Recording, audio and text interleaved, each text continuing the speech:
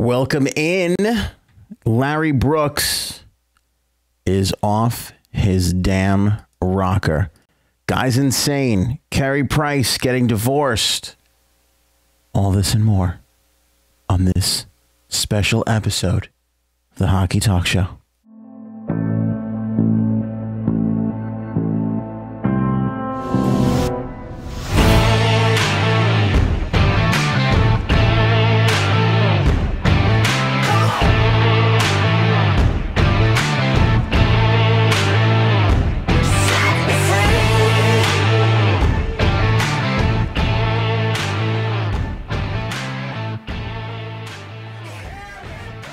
I didn't wake up this morning thinking that I would be bashing Larry Brooks on the show tonight, but boy, am I excited to do so now. The other beautiful part about the Hockey Talk Show being a totally live, without restriction, whenever the hell we want internet program here is a brilliant 6:52 start. You got to respect the 6:52 start. I'm like, boy, should we go on at 7 tonight? Should we do 6:45? I'm kind of ready. I don't want to wait too long. 6:45 was too early. 6:52 start time. Now, if you're listening on the podcast, which a lot of you guys are, and I'm super appreciative of that, you don't know what the hell I'm talking about. But we started this one a little at an unorthodox time. But it's one of the great things about the Hockey Talk Show that regular broadcast television cannot accomplish, but we can. As you can see there, we're barely even set up for the show here. 631-438-1768 to get in touch with the program. We are taking live calls as always.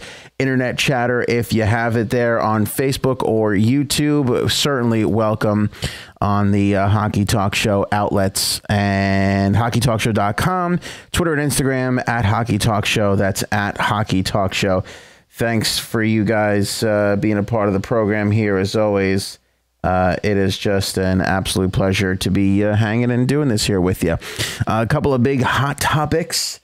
Larry Brooks is off his damn rocker. I mean, I can't even. I mean, the New York Rangers don't have a lot going for them. And what they definitely don't have going for them is a sane beat reporter right now from the New York Post. Also, rumors running rampant about Carey Price. A lot of chatter about him off the ice. This is a big deal. Carey is going into a $10 million 8-year contract extension next season. A lot of rumors about him already. We heard some early persistent buzzing going on, and we all kind of just, you know, we just pushed it aside. That can't be true. But they persisted and persisted and persisted, and there's just such a buzz about it everywhere you look that now we got to talk about it. Now we got to talk about Carey Price and the divorce rumors. And the reason why we're bringing it up now, and I'm not overly excited about getting into hockey players' personal lives. I'd much rather keep this about an on-ice discussion. But the problem with that becomes sometimes that off-the-ice stuff can really affect the on-the-ice stuff. You know what I'm saying? Like that is... You know, when the off the ice activities and items and things start affecting the on ice product, well, then that's when we're going to bring it up here on the air. And the rumors running rampant about a Carey Price divorce and if he's going to wind up leaving Montreal. And it's such a complicated, intricate thing. And it gets so big. Again, why we're bringing it up now is his wife, Carey Price's wife, had to address the rumors. Now, that is heights that are up here. Amongst the hockey world, people are buzzing like crazy over whether or not Carey Price is going to get divorced and, you know, if he's going to wind up leaving the Montreal Canadiens. Now, I have an opinion on that, and I will certainly share that. And again, you are more than welcome to share yours here at Hockey Talk Show on Twitter, Instagram, and hockeytalkshow.com. And on the Facebook and YouTube live chats, I got both of those up so I can see if there's anything you want to add into the conversation. And again, like I said, we're going to tackle Larry Brooks. I think we're going to save Larry Brooks for the end here. Let's get into the Carey Price rumors straight off. The reason why this is the big story of the day for us here at the Hockey Talk Show is basically because Carey Price's wife had to address the rumors, and she took to Instagram to do so, saying, quote, "I am not getting divorced. You know, things have reached an insane apex when you have to go to Instagram as a hockey player's wife, tell the world you're not getting divorced." How did we get to this place, though? By the way, gorgeous couple. Look at this gorgeous couple.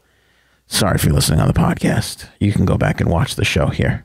We're about 5 minutes in, 6 minutes in. You just fast forward till you see Carey Price. By the way, this is something that my wife and I talk about quite often, is how hot hockey players' wives are. Has anybody noticed this? There is not an ugly hockey player wife in the National Hockey League. Not even one of them. I don't know what it is about hockey league players, National Hockey League players, but they pull in tens across the board. Across the board, there's tens. It's unbelievable. Really, I'm a little angry about it. I'm not going to lie to you. I'm a smidge angry about how beautiful all the hockey wives are.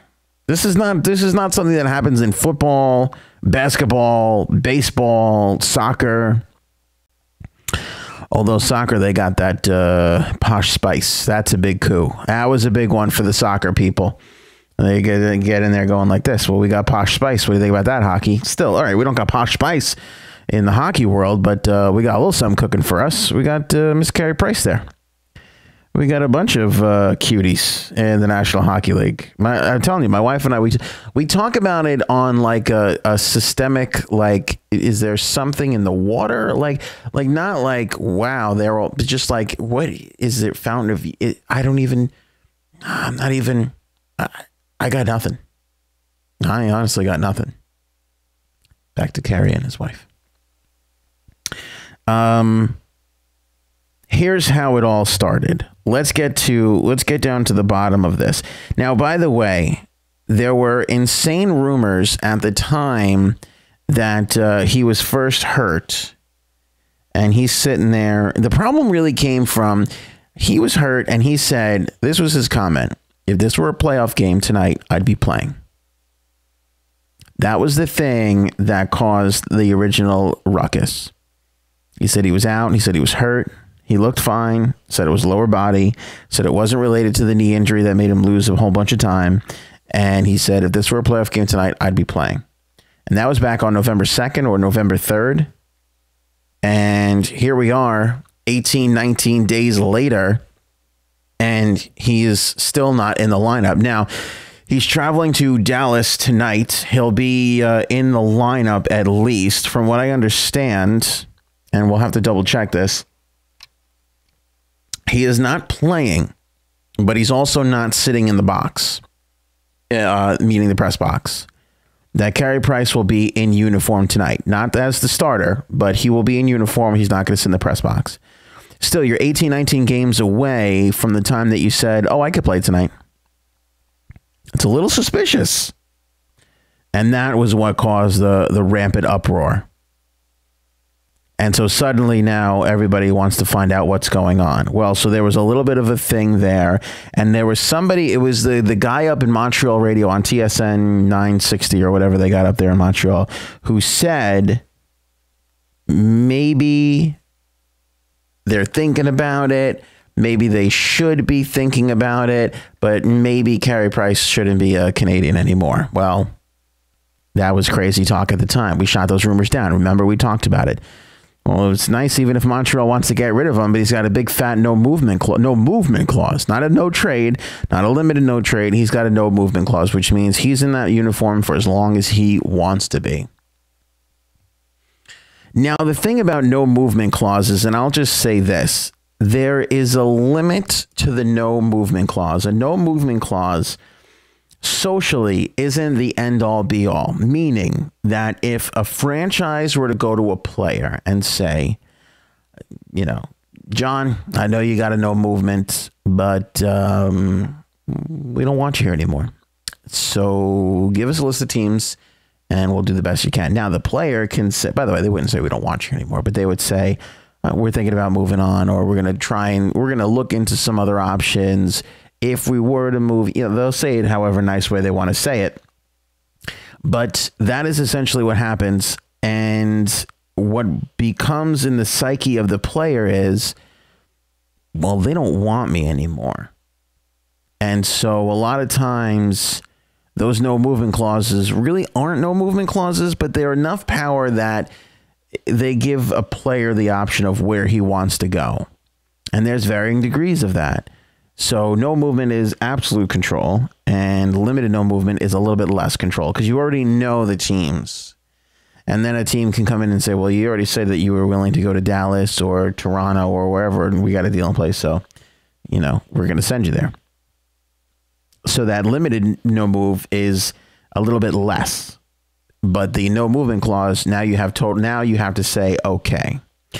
But we've seen this happen a lot with players where they have the no movement, but they're willing to waive it because essentially what happens is they're sitting in a city with a team that doesn't even want them. So a no movement is not entirely a no movement. If you go to Carey Price and you say, listen, it's not working out, we want you out.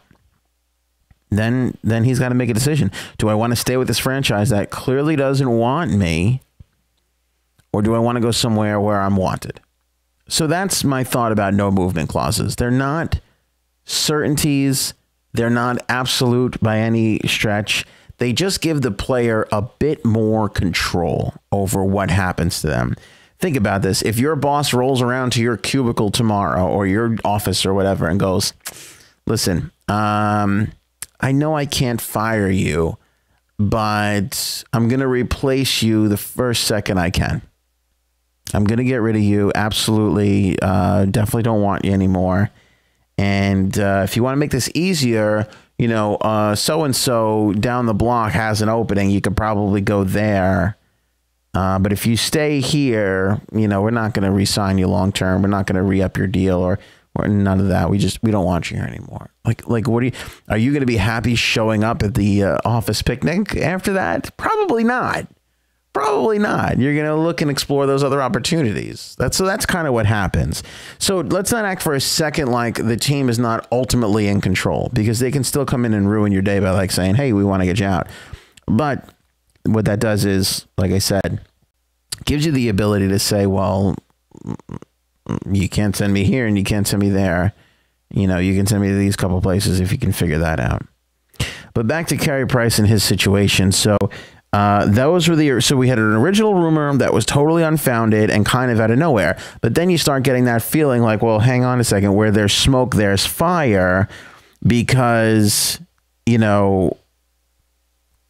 have that one rumor. Now everybody else is kind of talking about it and this and that and blah, blah, blah.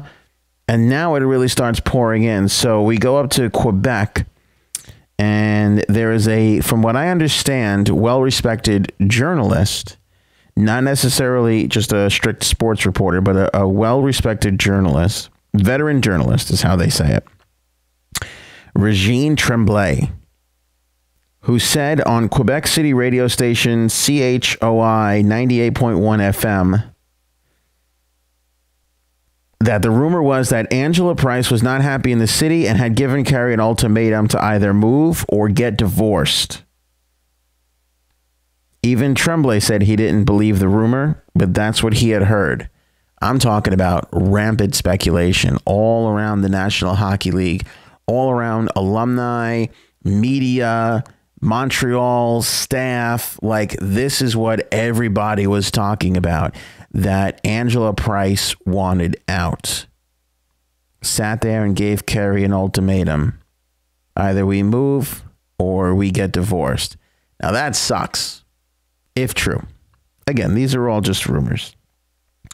Now, does that explain? Now, a couple of things I think about. Does that explain why Carey Price is not in the lineup? It can. It's possible. I mean, it's something to think about, Is he spending that time with his wife? Did they just need a little bit of time together? Does he need to clear his head? Not playing in games, one less thing to worry about. Did he kind of tweak something and they said to him, hey, Carey, why don't you take a couple of weeks, figure this all out, and, you get back to us? Now, Angela has flat out denied it. As you can see here in her Instagram post, I'll bring it back up for you guys. She flat out denies this, saying, just for the record, I am not getting divorced or threatening a divorce, nor do I want to leave Montreal. Just in case anyone was interested, though the rumors have been pretty entertaining. Hashtag chill out, people.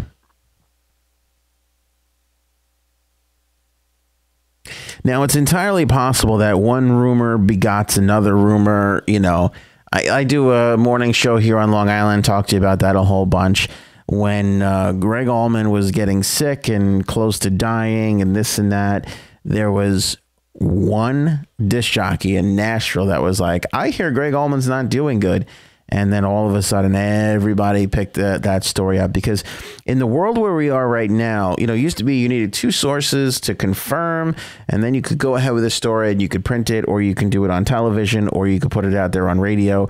But now all you need is a blog, and all you have to say is, well, so-and-so said that this is happening. You know, so that's all you had to do. All you have to do is attribute to one source in the blogosphere, and you are journalistically covered. Now, I know a lot of journalists that aren't actually happy with that, but that's kind of what happened. So is that what happened here? Did one little rumor start this whole little chain? Who starts rumors? Usually rumors that reach this apex, which this has, don't just start from somebody just trying to create a story. It's not out of the realm of possibility, but it's not likely to happen. And this is a guy's marriage. You know what I'm saying? I mean, you don't just make up a rumor that, oh, I heard so-and-so is getting divorced, and then it catches fire. I mean, there had to be something.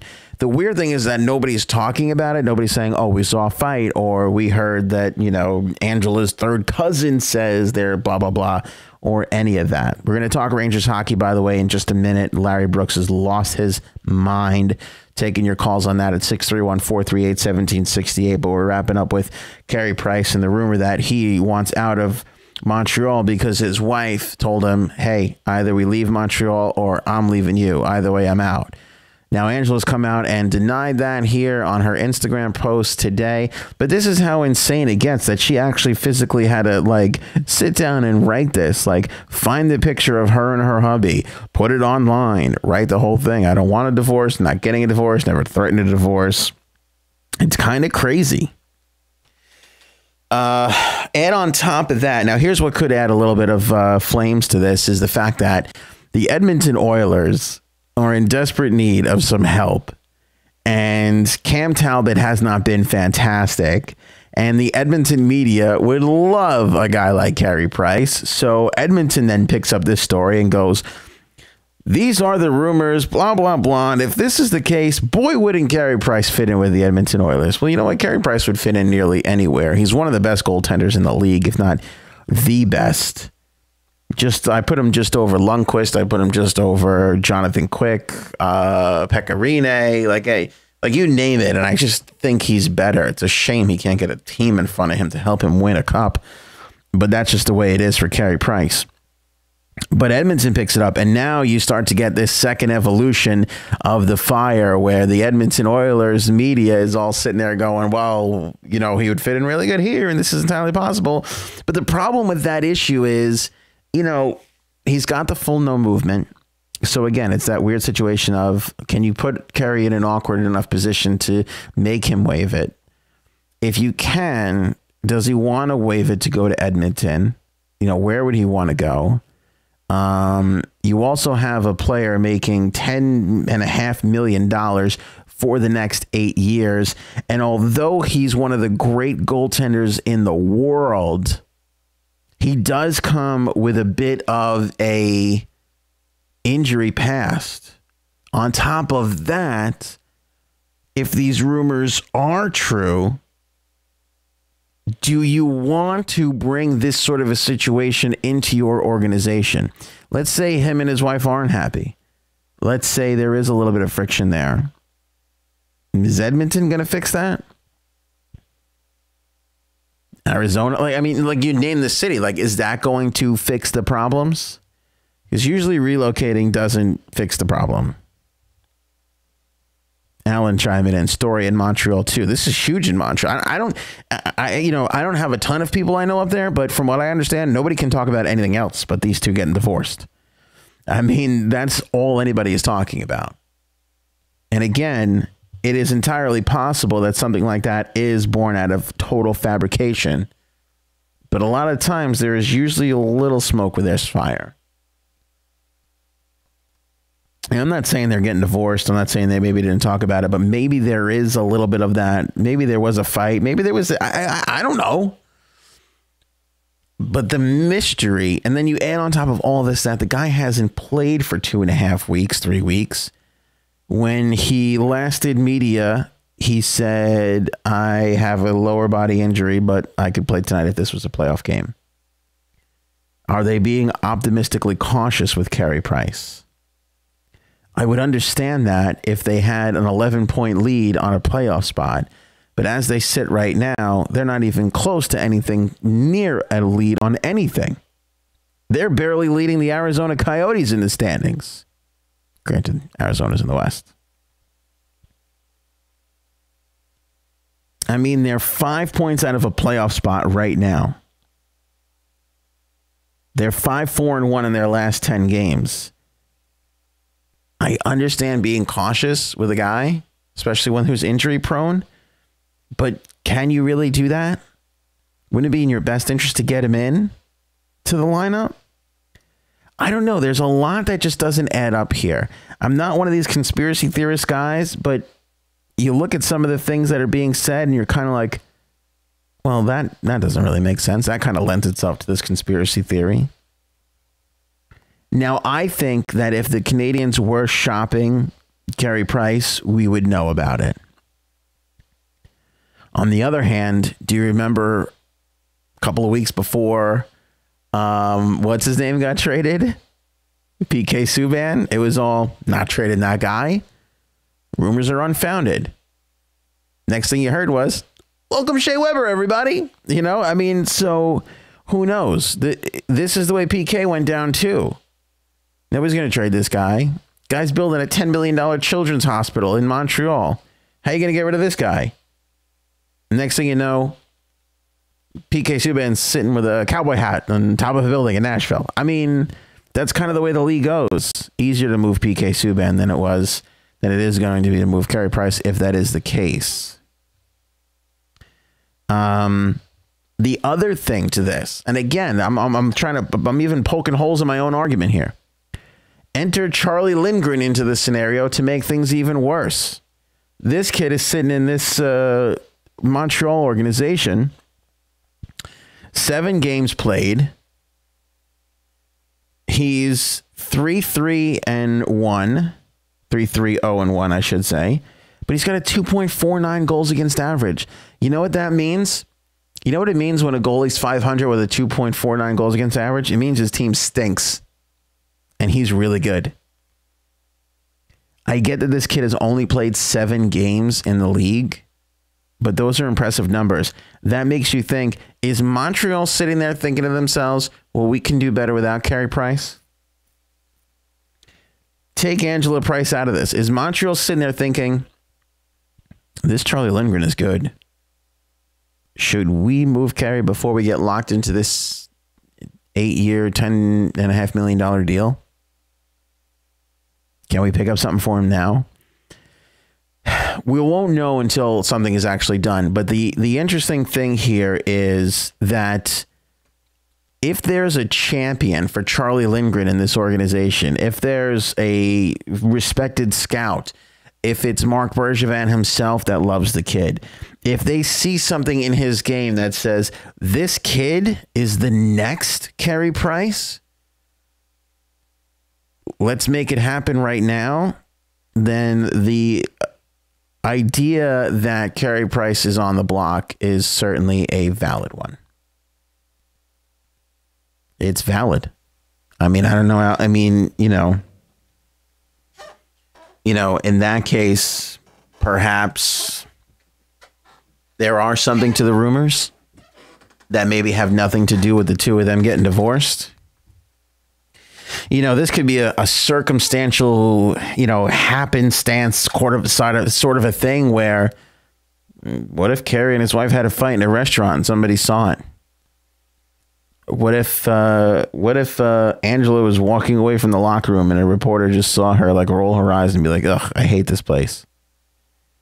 That combined with the fact that Charlie Lindgren has been here and Carey's a little injured, and maybe Mark Bergevin talked to in Edmonton, or maybe he talked to whomever, and maybe somebody in that organization turned around and leaked it to the media, because organizations do that.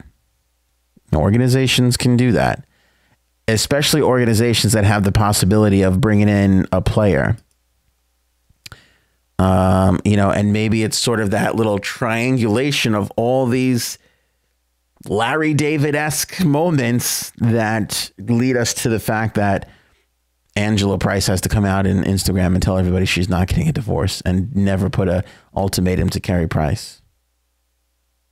That could be certainly happening.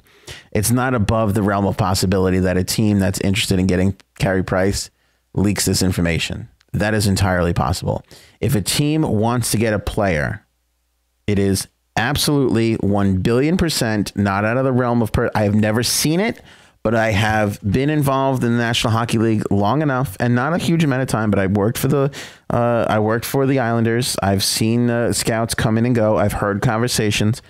It is not out of the realm of possible. But by the way, I've heard the kind of crazy stuff where, up in the press box, all the scouts, all the media, they're all together. I've heard times where a scout will be talking to a friend loud enough so that Jimmy, the newspaper guy getting a hot dog in the press box up in the intermission, can hear him say whatever it is he wants to say for it to get out.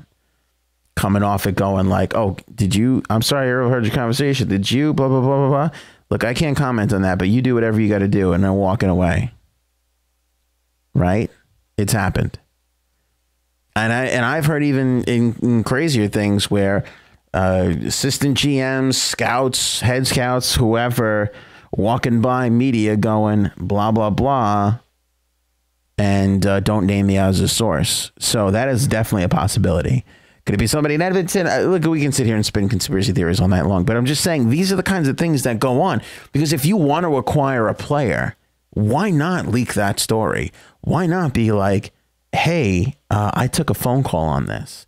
Now, you could piss off the other GM, and that might cause a riff, but there's always deniability. For the most part, GMs know that that's bull, because they know if a leak gets out, here's the thing about leaks. If a leak gets out that damages an organization, someone's getting fired. Okay. So these leaks are intentional leaks. And you can definitely have that sort of scenario where you're trying to force somebody's hand. Going to get into Larry Brooks and the New York Rangers and why Larry Brooks is absolutely insane and off his friggin' rocker.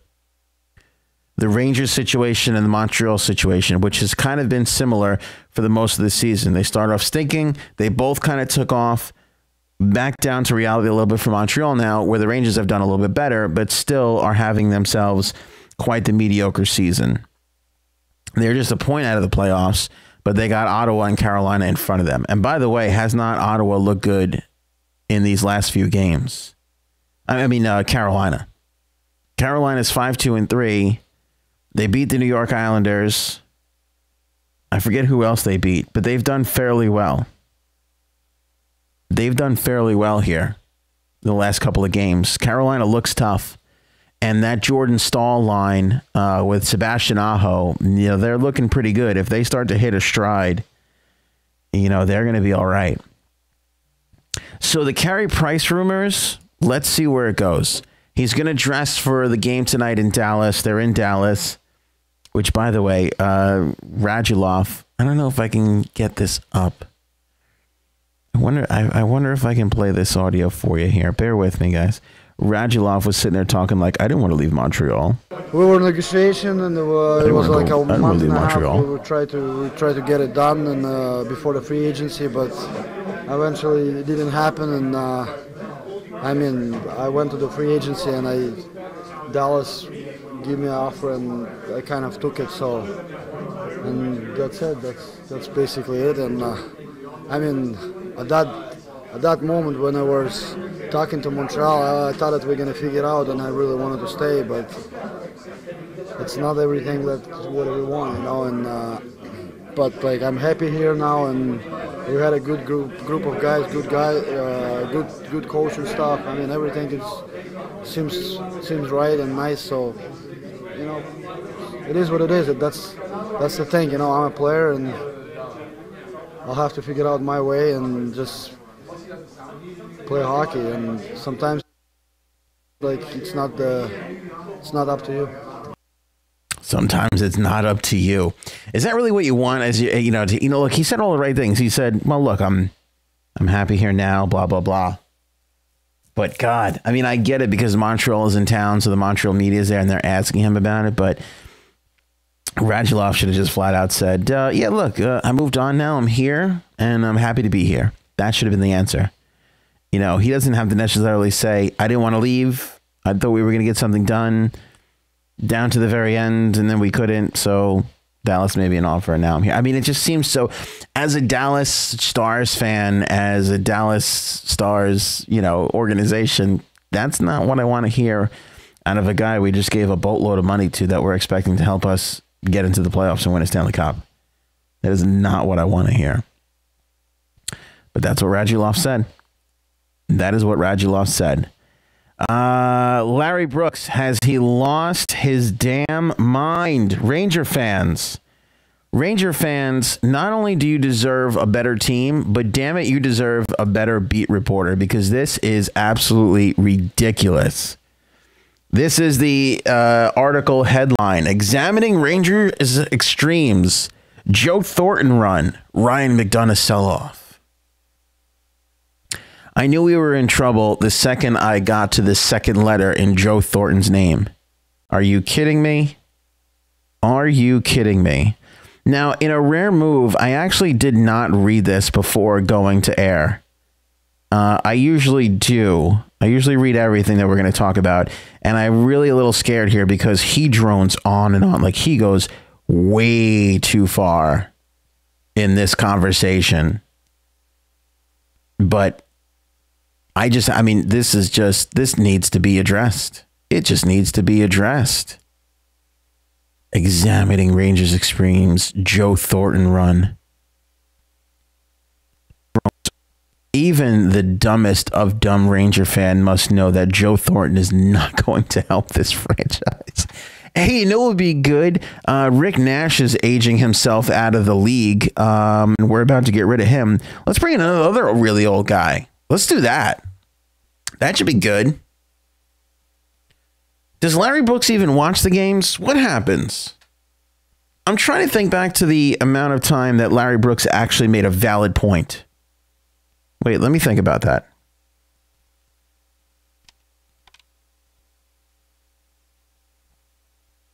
Oh, I know what you're thinking. Oh, did my internet connection go down? Did this show lose? Nope. No. We're still here. Still thinking. Still thinking. Dan on Facebook, how does Larry Brooks still have a job? After what he writes, it's all BS. Guy is horrible. Go Rangers. I'll tell you what, Dan. You know whose pity you have? Mine. You got my pity, my man. Because you deserve a better beat writer than this. I mean, this is ridiculous. Now, my best guess here is, and again, being a radio guy, having worked for a league team, and all this, knowing where the media landscape is today, and how desperate newspapers are to get attention and clicks, and sell papers, and subscriptions and all this. To me, this is a flat out. This is as clickbaity as I could get, as I could see. But I mean, look, if you're going to fantasize, if you're going to dream up a scenario where the New York Rangers go out and get a player to come in here and help this franchise, and you want to grab attention, is Joe friggin' Thornton the best you could come up with? Are you kidding me? Are you kidding me? Joe Thornton in wild, crazy Larry Brooks fantasy land. We're just going to make stuff up and write about it. Joe Thornton is the best you can do for the New York Rangers? Joe Thornton. Alexander Daig would have made more sense in this scenario than Joe Thornton. My wife's watching. Hi, honey. Hi, honey. I realized I waved at my screen where I saw that she was watching instead of the actual camera. Well, I'm going to take 10 hockey show host points away for that little blunder that I just did right there. 10 hockey show points. Gone. Just like that. Off the top of the show. I run a tight ship here. If I'm going to hold Larry Brooks to such high standards, I need to be held to the same high standards. I really do. By the way, did you hear the Rangers are going to be bringing in a Martian to come play center? It's very exciting. It's really, honestly, it's thrilling. Rangers, James Dolan has partnered with Elon Musk. They have invented a rocket ship along with the guy from NSYNC. He would put in a little cash. And, he wants to be up in space. I forget his name. I know his name, but I'd be too embarrassed to say it. And they went and they scouted a Martian. It's going to be great. He's going to come in. He's going to play center. It's going to be phenomenal. Larry Brooks is going to tell us all about it one day. It's going to be really, really thrilling. I mean, really thrilling. I mean, I just don't even. I mean, you got to be kidding me. Examining Rangers. Joe Thornton run. Let's make a run at Joe Thornton. What happened, Larry? You couldn't get to anybody in the retirement home? Say Shane don't. I mean, give us something with some validity to it. You know what I'm saying? It's just insane talk.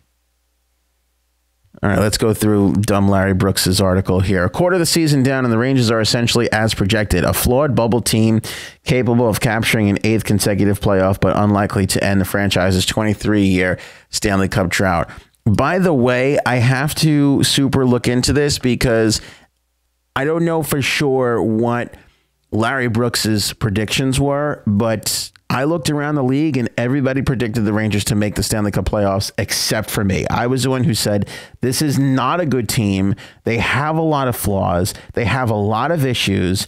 If Lundqvist is not good or they don't get off to a right start, then you need to trade Henrik Lundqvist. You need to move on from Rick Nash, get what you can, get out of this and start your rebuild.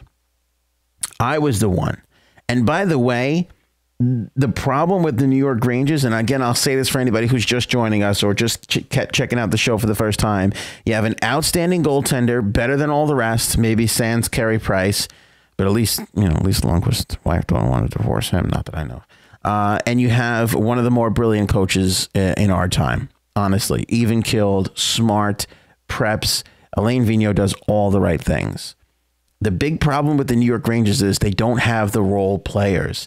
They don't have a scoring forward who they can rely on. They don't have the Crosby, Malkin, Taves, Kane 1-2 punch that every other team in this league has that you need to be successful. They don't have it. And they have too many of the same type of player, which I think is their absolute biggest problem.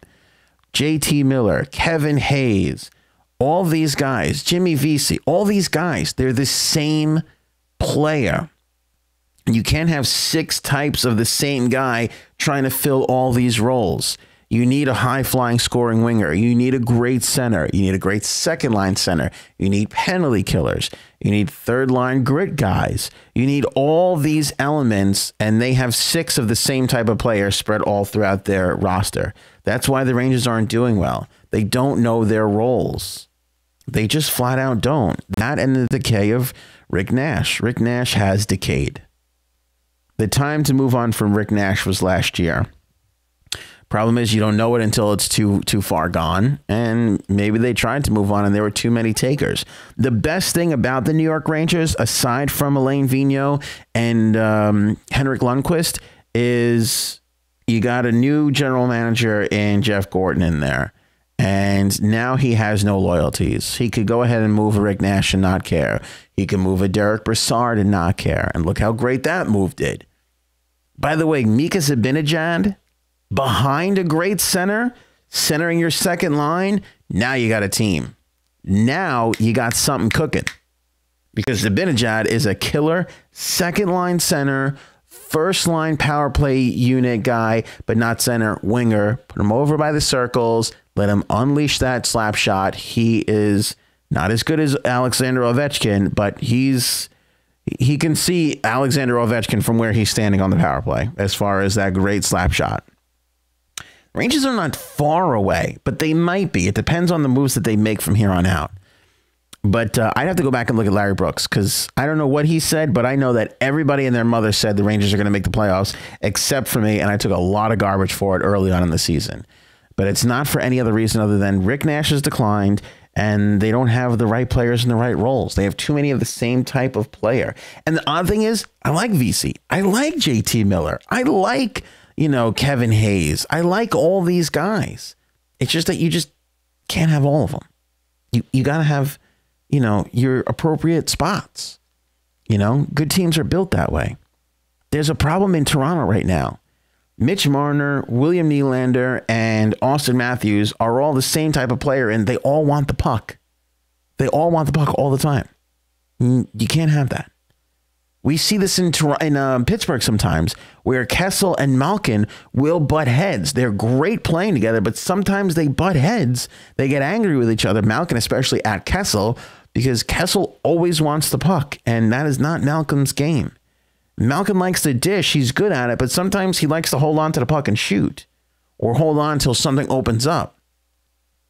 I've seen clips of behind the scenes of these guys in the playoffs last year where Malkin's yelling, I don't have a problem giving him the puck, but he's got to be open. Like that was the conversation. Like Kessel came off screaming, yelling, upset, and Malkin came off the ice and a coach, I think it was Rick Tocchet, actually came in and was like, guys, and Kessel and Malkin screaming, I don't mind giving him the puck, but he's got to be open. So you can't have you can't have the same type of player all throughout your lineup. It doesn't work that way. You have 6 guys who know how to pass the puck. They're going to just keep passing the puck and nobody's going to shoot. You got to have the shooter. You got to have the playmaker. You got to have the grinder. It's important to have all that. And this team was not built that way. And that's why I said that they weren't going to make the playoffs. And if they did, they would be squeaking in really towards the end and be on a hot run. And let's be honest, the Band-Aid for this organization is Henrik Lundqvist, because he wins them games a lot of times that they didn't really deserve to win. But he can steal you some points. But what winds up happening? You get picked apart in the playoffs. That's what winds up happening. The downward progression of this group is stark in the wake of a trip to the 2014 final and the finishing with the NHL's best record a year later. Again, a lot of Vigneault in that, a lot of Henrik Lundqvist in that. Also, you got lucky with Michael Grabner, who I love like a second cousin, but he's streaky as all hell, and he disappears a lot of the times, and he can't finish. If Grabner finished 50% more of the opportunities that he had, he would have 437 goals a year. I'm not even exaggerating. But just because you make it to the final, not that they got lucky, but they got a lot of good bounces. Also, Marty St. Louis was hot as hell. His mom had passed. The team was inspired. They wanted to be behind him. They had different players. They had different personnel. Losing a Marty St. Louis is a big deal. So this is not the... So there's the first comparison that Larry Brooks makes me want to smash my head against his desk. You lose a Marty St. Louis, you're a different team right off the bat. You can't compare them to the 2014 Rangers. And here's what drives me crazy. This drives me nuts. But this does not appear to be an especially strong league or conference. Of course not. The toll of the punishing cap combined with the expansion draft that produced a stronger club in Vegas at the expense of the other 30 teams whose fans had paid their dues for years has created the lowest common denominator NHL envisioned for years by 6th Avenue. So now he's going to blame Gary Bettman and the National Hockey League on an expansion on the fact that the Rangers are mediocre. I mean, have you lost your damn mind. Making the Vegas Golden Knights more competitive is the best thing that the league ever did, because they got a successful team out there and it's just good. It's expansion. It's more for the league. How could you not see that? An expansion, and the 30 other teams, each team lost one player. They lost one player.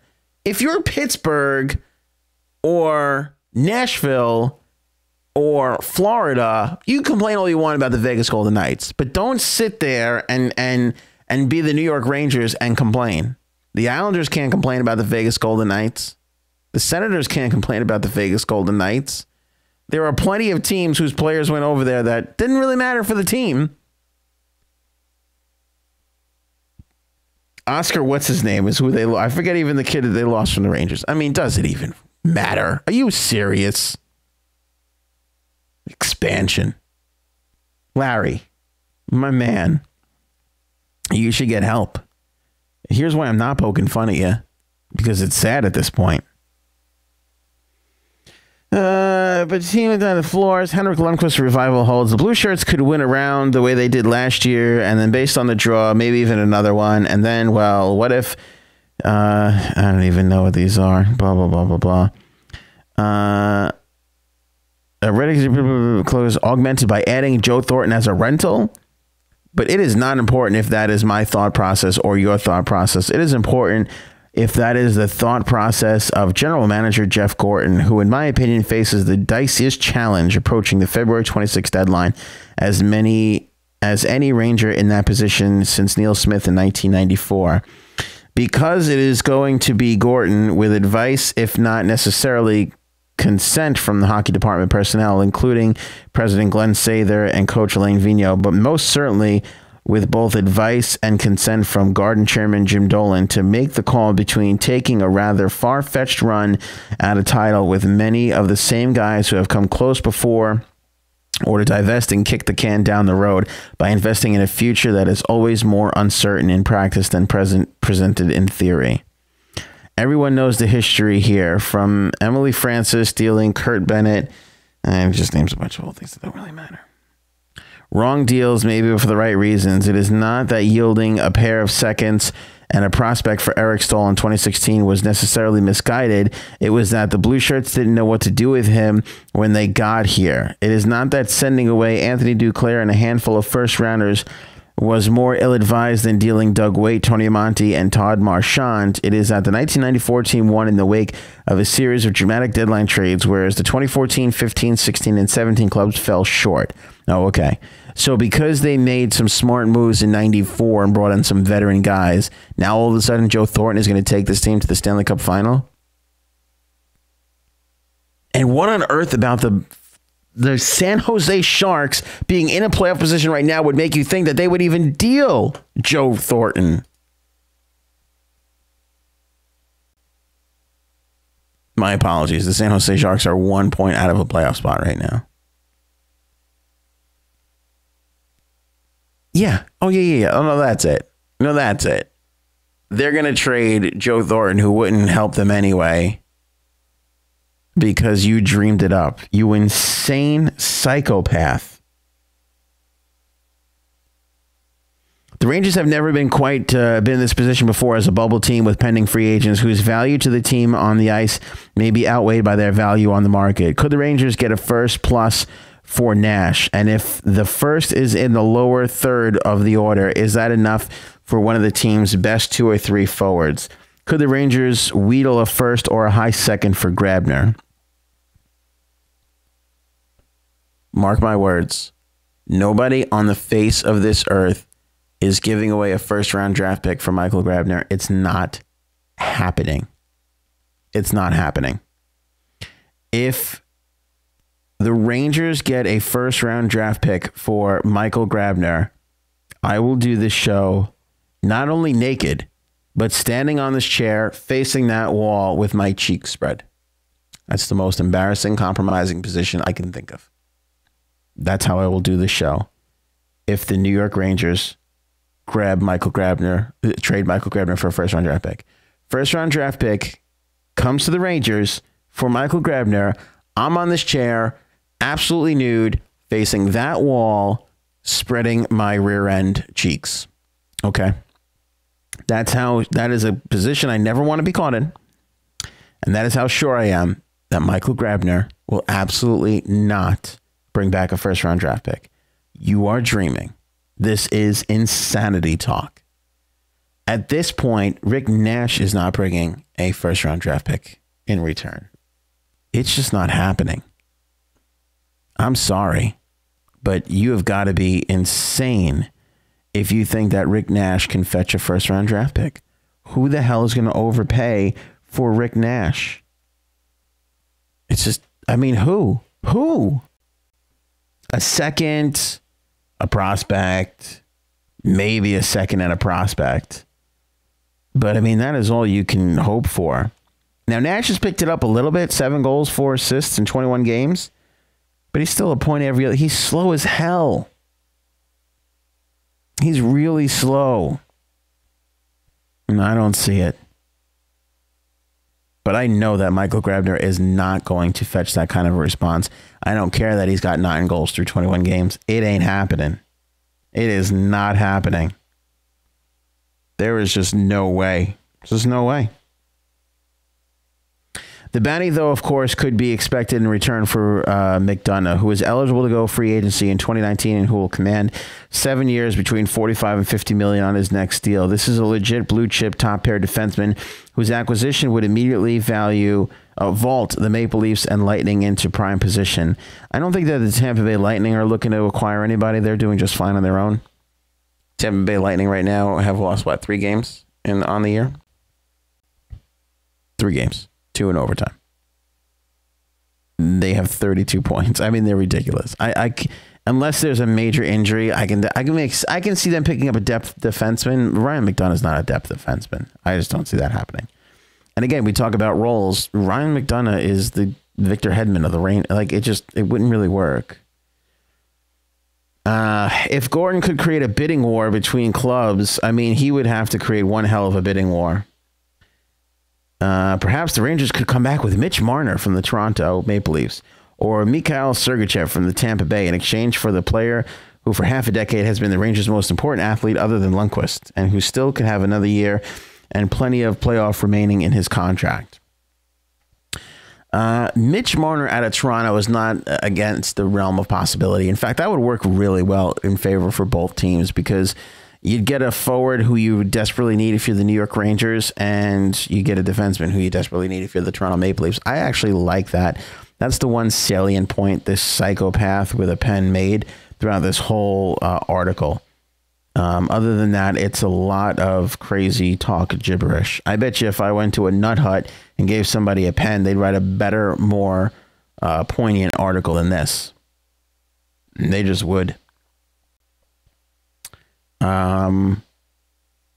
I'm sorry I'm not going to the phones. I want to get through all this before we run out of time. So if you got a comment on it on the Facebook page or on the YouTube page, it certainly works right there. I don't know why I'm seeing some messages retracted. Is that? I don't know if there's curse words coming through there, Eddie. Sorry, buddy. I can't see your comments. Anyway, why don't you try on Facebook, bud? Or maybe don't curse. Maybe that's the problem.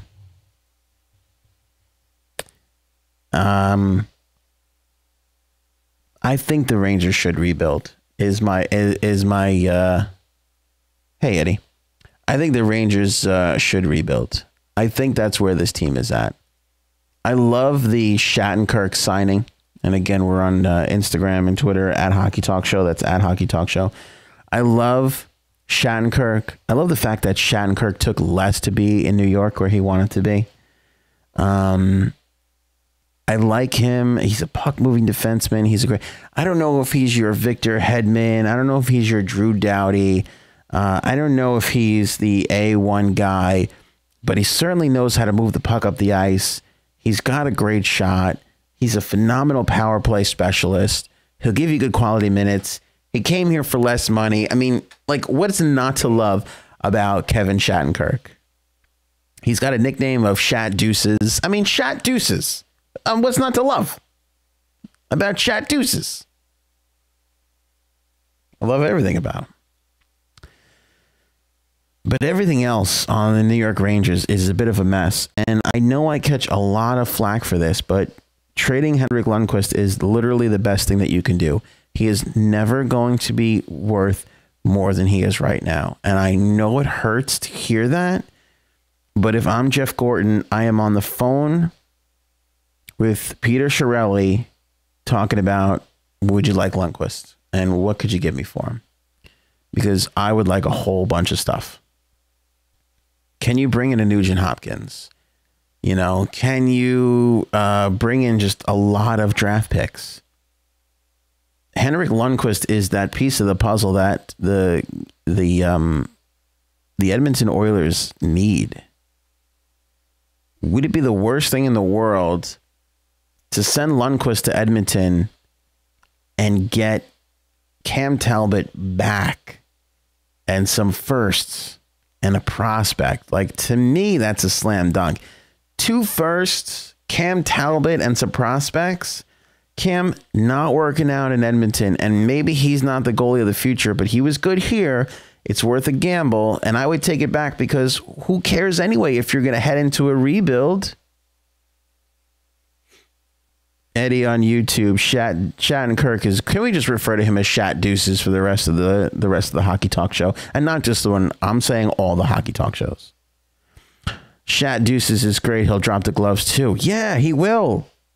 He will drop the gloves. I mean, what is not to love about him? There's nothing. There's nothing not to love about Shat Deuces. Lundqvist to Vancouver.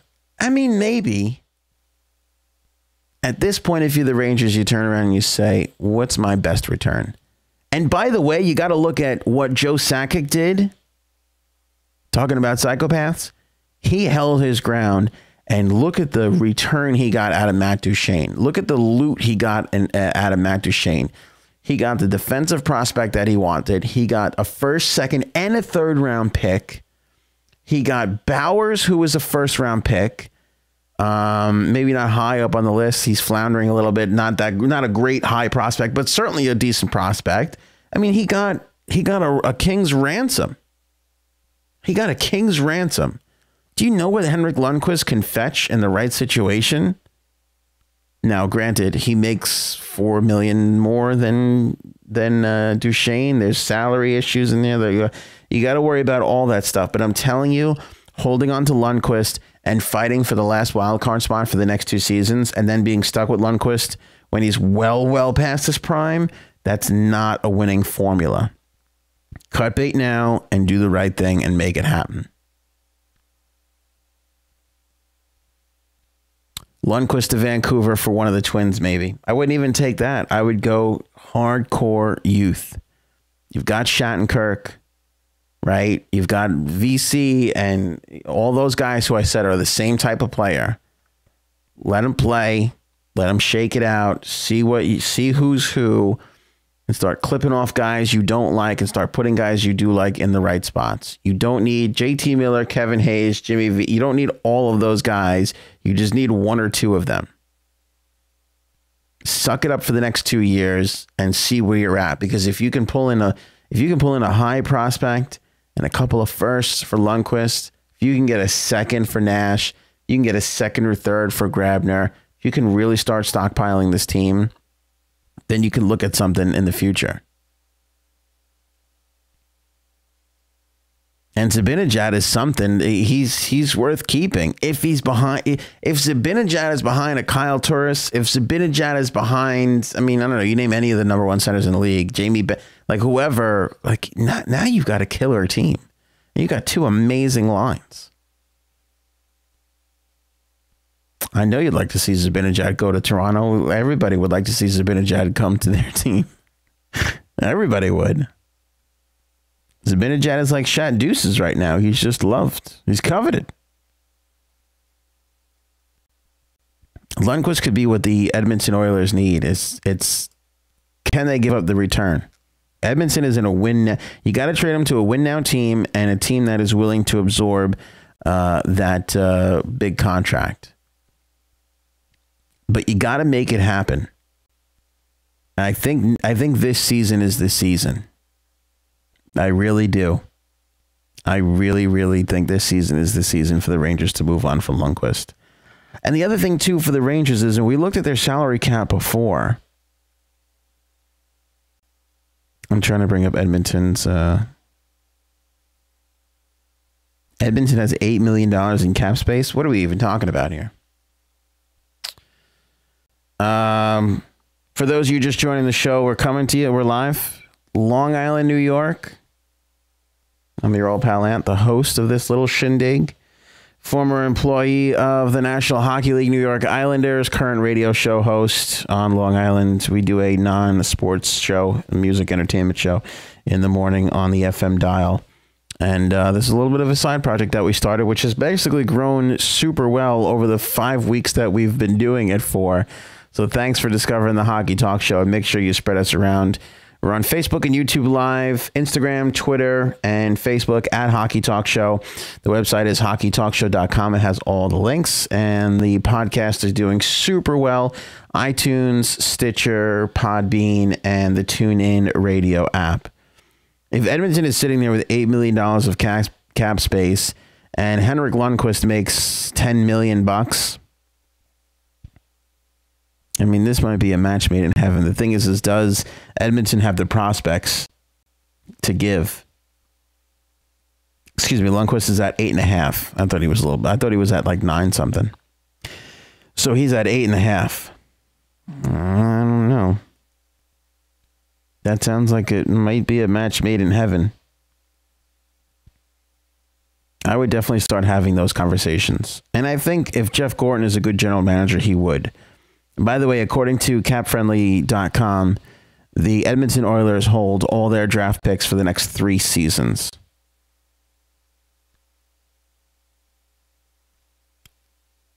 Even paying Draisaitl 8.5, even paying Lucic 6. Connor McDavid. Oh, see, that's the issue. Connor McDavid's the issue. That's right. Connor McDavid goes up to 12 next season. So they are going to have to figure some stuff out. Well, they won't bring back Ryan Strome. That they won't do. That won't happen. Let me bring you in here so you guys can see what I'm seeing. Capfriendly.com if you don't know it. It's fantastic. Andre Sekera at $5 million, Oscar Klefbom at 4, Adam Larson at 4, Chris Russell at 4. You could probably ship one of those defensemen if you got to make it happen. It wouldn't be bad to have them going in the other direction. It wouldn't be bad to have. You'd probably want to send Sekera, but he's got a no movement. I don't know. I'm not saying it would be easy. As I sit here and I look at this. And McDavid's getting a 12.5 next year. I'm not saying it's going to be easy for them, but you got to entertain it. You got Letestu, Patrick Maroon, Mike Camilleri. They're all not going to be back next year. There's $4 million right there. You could figure it out. But just to wrap up, I think we got to send a straitjacket or help over to Larry Brooks' house. The guy's certifiably insane if he thinks that Joe Thornton is going to help this New York Rangers franchise. I mean, I don't even... Should he be allowed to say these things? I'm all about freedom of speech, but, we also do ignore homeless people in the subways when they start talking crazy. When they're all out there screaming the world's going to end, we're all walking past them. Why does Larry Brooks have a column? I think he would be better suited in the subways of New York City so he can be down there talking all his crazy stuff, and he'll be happy and we'll all be happy. We don't have to read this dreck anymore. Sorry. But in the words of the great Demi Lovato, sorry, not sorry. My wife likes that song a lot. That's why I know it. That's a lie. Even if she didn't like it, I'd still know it. I know we only really tackled 2 issues tonight, but they were an important 2. Carey Price, certainly the divorce and everything like that is something to worry about or look at. As a Montreal Canadiens fan, you just got to be uncomfortable. Guy gets hurt on the 2nd of November and says, well, if I had to play tonight, I would. And he had never made it back into the lineup until tonight. I mean, there's a disconnect there. All these rumors running rampant. Now you got his wife responding, going, we're not getting a divorce on Instagram. It doesn't add up. Charlie Lindgren is playing his rear end off, looking really good. Something's going on up there. I don't know what it is exactly. And I think it's entirely possible it all calms down and he gets back into the fold and he, does okay. But talk about another team that might be ready to go into that rebuild mode. It is the Montreal Canadiens. It might be time for them. It really might be time for them. And that might be a problem for Lundqvist and the Rangers. That might be the legit problem. And we spent the beginning part of the show. So if you just joined us, we spent the beginning part of the show tackling the Montreal issue with Carey Price and his wife saying she wants a divorce or I want out of Montreal. Like either we're leaving Montreal or I'm leaving Montreal, essentially is what the rumor was. She has squashed that. We could only take her at her word. But the fact that if Carey Price and Henrik Lundqvist are on the block at the same time, that's an issue for both teams. That's a serious issue for both teams. And again, Lundqvist, in the same scenario of Carey Price, he has a no movement clause. He has a no movement clause to consider. Live shows during the week. It is Thanksgiving week. I do not know if we're going to do a live show on Thanksgiving or Black Friday. Black Friday we will. We'll find some time Black Friday to do a live show. Thanksgiving, it might be really closer to the morning, and it might be a super, super quick one. NHL is off, by the way, for Thanksgiving. Thanksgiving Eve is a big night, though, tomorrow night. A lot of hockey action, so we'll be back to preview some of that. Follow up on what's going on with Montreal. Carey Price, again, is expected to be in the lineup tonight, but not play. I would expect it to be Lindgren in there. If Lindgren goes down with an injury, we might have something to talk about as far as Carey Price goes for tomorrow. So we'll follow up on all that. Good action tonight. Not as good as tomorrow night is going to be, but Edmonton, St. Louis should be an interesting matchup. I think St. Louis will clean their clock. Montreal and Dallas, Radulov playing against his old team. Lindgren can stop him.